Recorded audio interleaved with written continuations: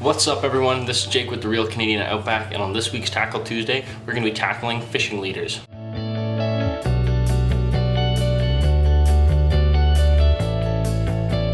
In my opinion, there's two types of leaders, the steel leader, the homemade leader. On this week's episode, we're going to be talking about the purposes and the pros and cons of both and when you should use each type of leader for the best application. Pros of the steel leader. Let's talk about it. What is great about the steel leader? It's pretty quick. You can go to any store, you can buy them for $6-7. You can pick, different sizes, different lengths, different whatever. Tie the swivel end onto your line, your hook or your bait or whatever onto the quick connect side.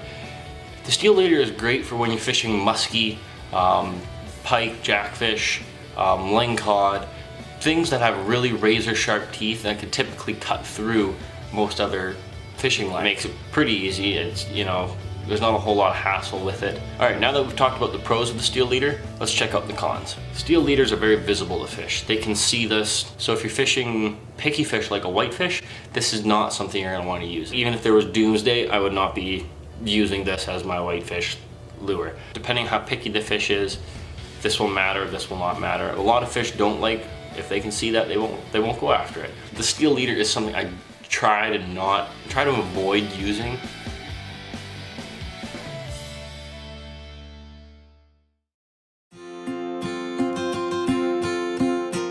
Hand-built leaders. This is the style I really enjoy.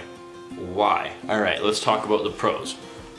Pros, you can customize them. You can build them how you want. You can build them to your specifications. You can build them to the species that you want to be going after. You have the options, you have the choices. You can use whatever style or quick connect or attaching device you want on the other end of your line. If you want a bigger swivel, put a bigger swivel on. You want a smaller swivel, put a smaller swivel on. It's totally up to you. Being that they're customizable, you can use different material like braided line, monocarbon, fluorocarbon line. It doesn't matter. Same with your hook. You can run a single hook. You can run a lip hook. You can run, my preference, the red Gamakatsu hooks. You can run treble hooks. You can run all sorts of options, and that's what I really do love about a customizable homemade leader. 9 times out of 10, this is what I'll go to. It doesn't matter if I'm fishing jack, perch, whitefish, trout, bass. Cons of a homemade leader would start with, you could be trying to catch whitefish and then all of a sudden a pike comes along and he bites this. This line may not be resistant enough or strong enough to fight off a big jack. Your knot tying skills really come into play when it comes to homemade leaders.